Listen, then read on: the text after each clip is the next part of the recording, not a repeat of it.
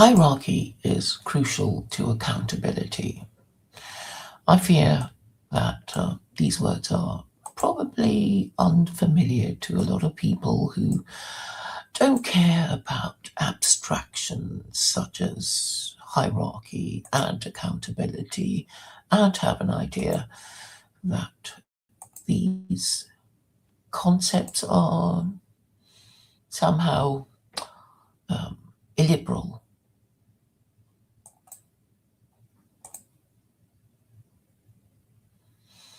To be illiberal is to have rules that you want to follow, attracting accusations of extremism, radicalism,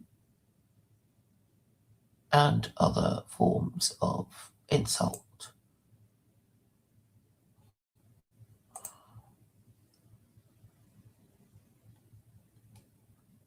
So, what is the point of hierarchy?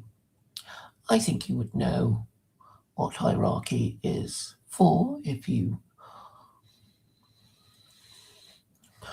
work for the armed forces. I think you would easily understand that without a general, no one would issue battle orders and battles would not be fought, and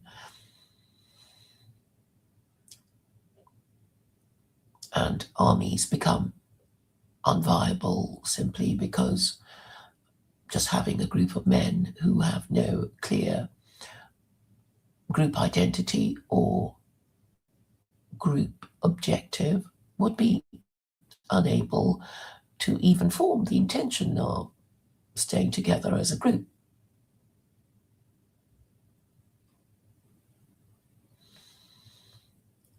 So you need, as a group, if you want it to remain in existence, you need a leader. And obviously, a leader implies there will be followers. So there you go. That would be your raison d'etre for existing as an army, a club, a gang of organized criminals, whatever that may be, a nation, a tribe. So that is the purpose of religion. First, you need some kind of organizing principle, and then you need to follow those rules and prove yourself to be more successful than other groups, or not, as the case may be.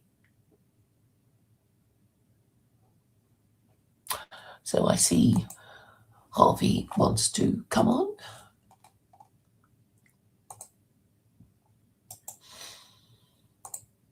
I have in any case said what I want to say on the subject of hierarchy and accountability, because without hierarchy, you won't have a leader who will be accountable to the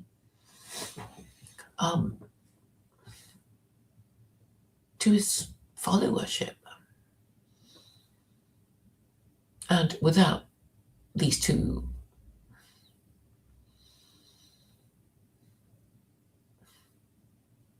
concepts, you won't have a group, because a group needs to be more than one.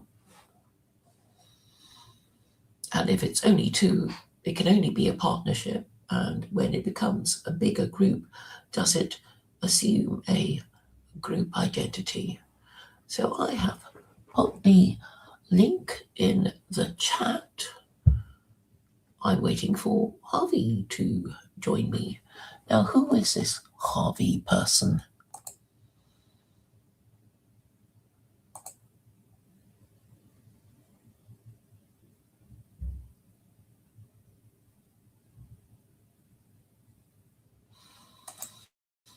Well, somebody suggested on X that I should start a stream, but perhaps they've gone away, or they are maybe making their way here. I don't know. This person suggested that well, he said perhaps Digital Gnosis could join me. I doubt that he will, because he actually disabled me from posting in his live chat. So I don't know how likely that is, whether he is prepared to join me. I suspect not. He seems to like being with his viewers and subscribers and is very happy to disable people whose comments he doesn't like from posting in the chat. This suggests to me that um, he can't countenance anyone disagreeing with him, and therefore his followers would tend to be yes men. So I'm still waiting for somebody to arrive. I don't want people to think I'm not sometimes obliging. The people who suggested it would the people who suggested it. Well, I just want to let them know who are they. They are somebody called C. Rice and T. Grogan, and they're not here. I notice that Luke Thompson has asked to be untagged from all this. He could actually untag himself, but let me read to you what it all is.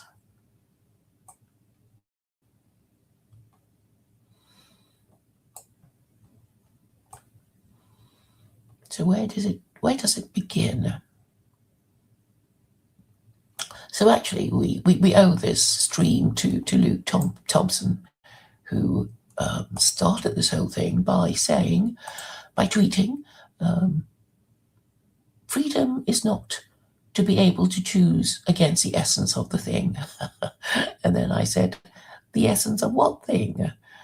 And his answer was a human being. And I said, what did I say? I said, it's incoherent and unintelligible.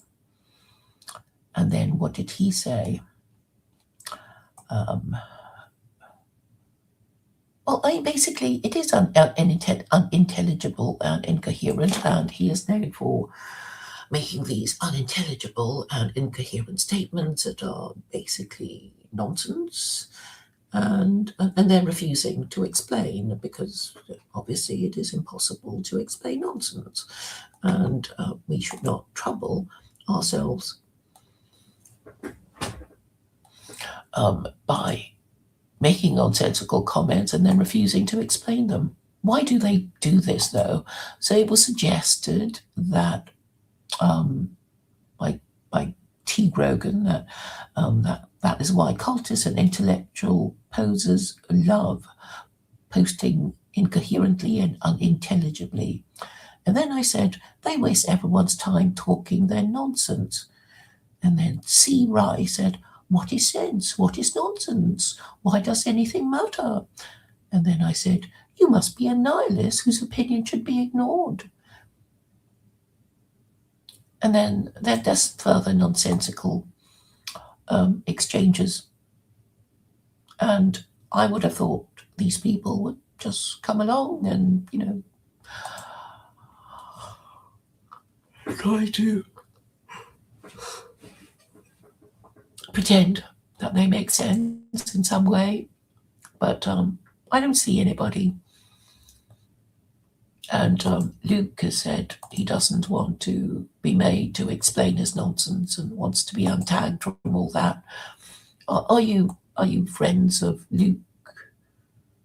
I actually don't know why he says what he says. Perhaps he likes to annoy the rest of us. Because he's always saying things like, it's my channel and I'll talk nonsense if I want, and then not explain it, and then kick out anyone who seeks to question him. So it's actually very Christian, doing all this sort of thing. Don't like it? Off you go.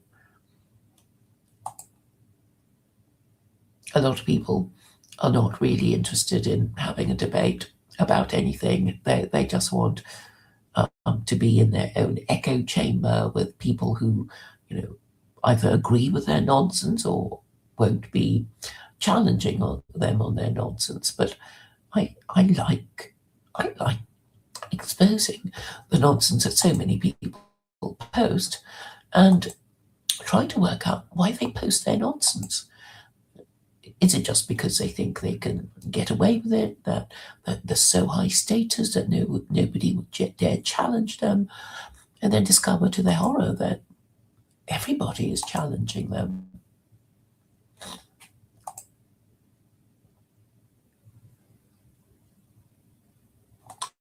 So, narcissism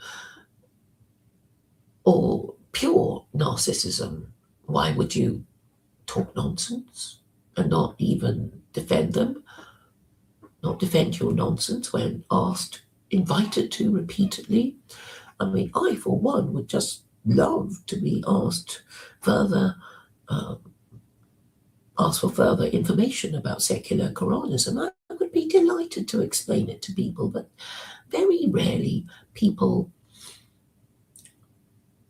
rarely ask to have the further details of secular Quranism explained to them. Perhaps it's because it's so heretical and so rule based. I know Christians particularly hate the idea of a more transactional kind of religion where you're pretty clear where you're going. If you obey those rules, you get to heaven. If you don't, you don't. But instead, they prefer all this forgiveness stuff. I'm not saying that there is no possibility of forgiveness. We know that Jews and Muslims have very established procedures for getting the forgiveness of God. They have to confess, they have to repent, they have to make amends, that sort of thing. And once you've done that, you might get to heaven. But really, the problem is that most people do not believe in the afterlife. And I'm particularly talking about people who claim to believe in God. And if they don't believe in the afterlife, then they must, of course, be hypocrites who will go to hell if the Quran is indeed the final revelation of God to humanity. And who is to say it isn't? But I have been reflecting further about why the Quran continues to be rejected, and I have concluded that it really is racism and snobbery and pride, which is a deadly sin, but not a mortal sin. The deadly sins, since we're into discussing sin, there are 7 deadly sins, and they are anger, envy, pride, sloth, gluttony, greed, and lust.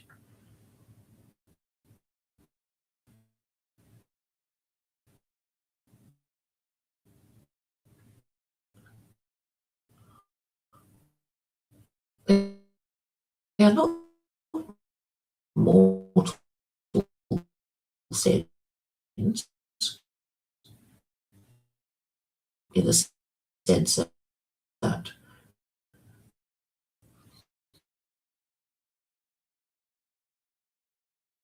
really heresies,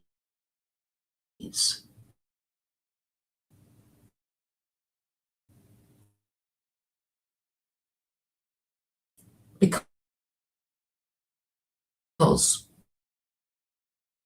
they um,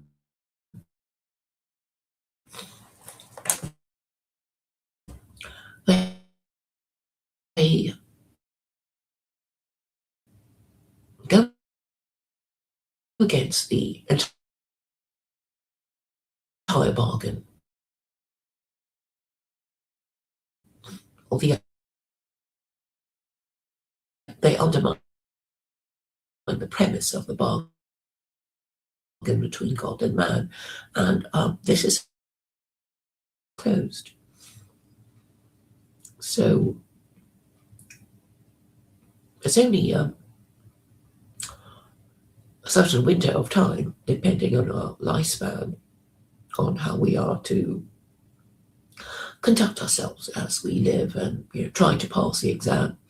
So the idea is to obey his laws, and I've been emphasizing in my last stream that this is really what the contract, this bargain between God and man is all about. It's about obeying his laws, and if you're going to take the whole thing seriously, you would have to know whether you're within the rules or not. And Christians just don't seem to care. So I've been saying for quite a while now that Christians actually break the first and second commandments, and they don't care because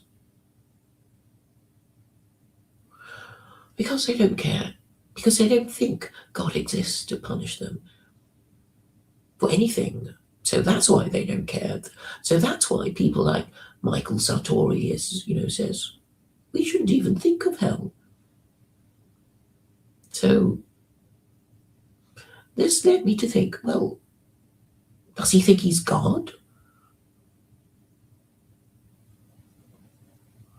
And then it becomes an identity issue, isn't it? I mean, if you don't know that you're not God and you think you could just abolish hell by saying it, then there's obviously some kind of identity crisis going on. To not know the difference between yourself and God is perhaps evidence of atheism. Because if you think of how an atheist thinks, what they do really, undeniably, is worship their own dumb opinions. Some atheists are reasonable in the sense that they will be moved by sound arguments. So if you rely on some fact that they do not deny and rely on a sound argument that they cannot refute, then they would have to reluctantly accept your argument, even if they don't like you or don't like the idea of what your argument is trying to persuade them to do. But if they were, honest and reasonable, that's how they do it. But Christians, I find, are not at all reasonable, because on the one hand, they will pretend to believe in God, and then when you confront them about their idolatry, they will make quite clear that they don't care.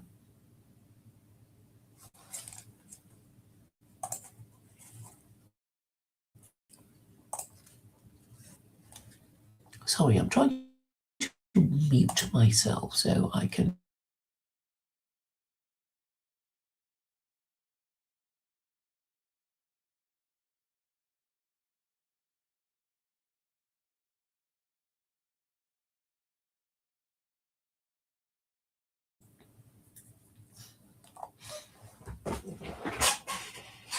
So what is one to do with Christians other than to keep exposing their hypocrisy and inconsistencies and point out their Islamophobia? Michael Sartori conveniently revealed it by saying that Mormons, who are idolaters, undeniably, are closer to people like him than people who really have the benefit of divine revelation. And this reveals the fact that people don't really know what they're doing or thinking, really. If all you care about is what benefits you in this life and what makes you comfortable in this life, and those things actually go against what God's commandments are, then just be honest with yourself and say you don't give a damn about what God might say in this book or that book. You just don't give a damn, and then just admit that Christianity is a cloak that you will pick up and discard as and when you feel like, when it's convenient. It's just a flag of convenience. You don't do it because you believe in God. You do it because you think it protects your status. Because you have this idea that religion does in some way raise you in status or protect you as a group, because nihilists are low status people, aren't they? And then we come to the question of whether nihilists are atheists. And I'm saying, yes, all nihilists are atheists. There will be some atheists who claim to have moral principles, and some might even be able to list them.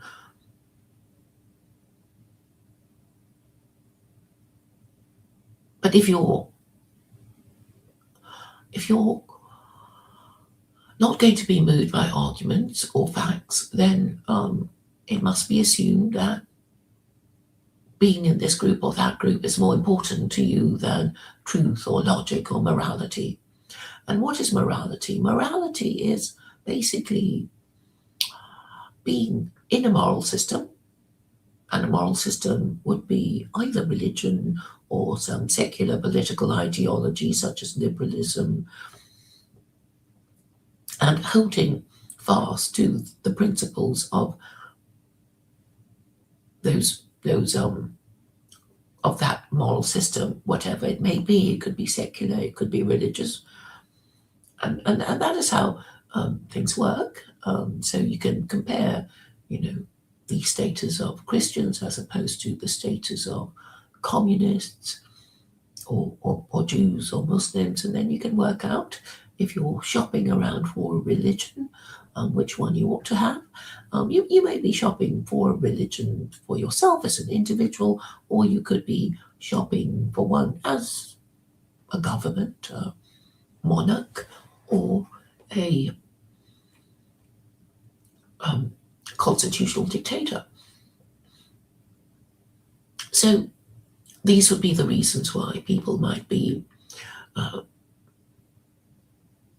looking at a religion for its ability to solve their social, economic, and political problems. I suppose it's these people who like to seem religious but can't see it through. Those are people who are the most insecure, I suppose. They won't have an honest discussion with you. They'll employ all kinds of tactics and then pretend that they've won when they haven't. Do I do that? I don't think I have ever done that. But then it's because I don't think I've lost an argument, or if I have, I would just admit it. But off the top of my head, I can't think of anything at the moment. And it's probably because the number of lost arguments are so few that I just wouldn't have a problem admitting that. But there is a logic to the system that it seems many people refuse to understand or use, because they don't like the idea of using a logical system to solve problems. They are usually led by their nose, by their visceral hatred of this group or that group, and it is their pathetic hatred of this group or that group that prevents them from seeing reason and holding on to an inferior system, because they are more concentrated on showing their visceral hatred of this group or that group, rather than solving their problems, even though they are parents, and I hope loving parents to their offspring. But I guess some people are just a little slow on the uptake.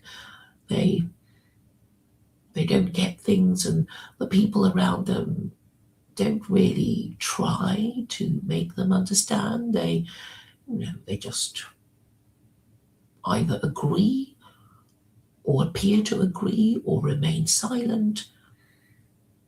But I don't think I really don't feel that I can remain silent, because it's really what I do. It is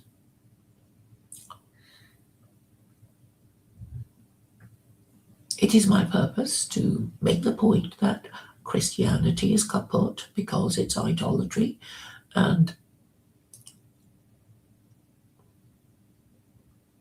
it is a great shame that these Jews and these Muslims are not quite able to articulate why idolatry is so harmful, even if God does not exist to punish them for their idolatry. And this is a point I hope Jews and Muslims, I guess it'll have to be believing Jews and believing Muslims to get on board. It's not just enough to say, oh, well, God said so. I'm saying that there are psychological reasons why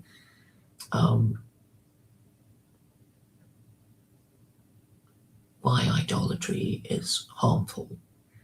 And I will explain further in another stream. Thank you all for your attention thus far.